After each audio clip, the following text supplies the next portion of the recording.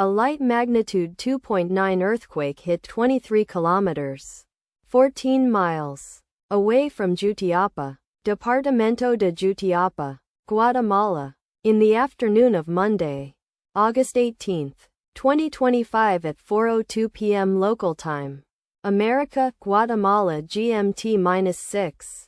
The quake had a very shallow depth of 4 kilometers, 2.5 miles, and was not felt, or at least not reported so. First to report, EMSC after 6 minutes. Data source from Volcano Discovery. Did you feel it? Let us pray. May the earthquake that occurred not affect our brothers and sisters there. May the earthquake not happen again. And may God protect everyone. Amen.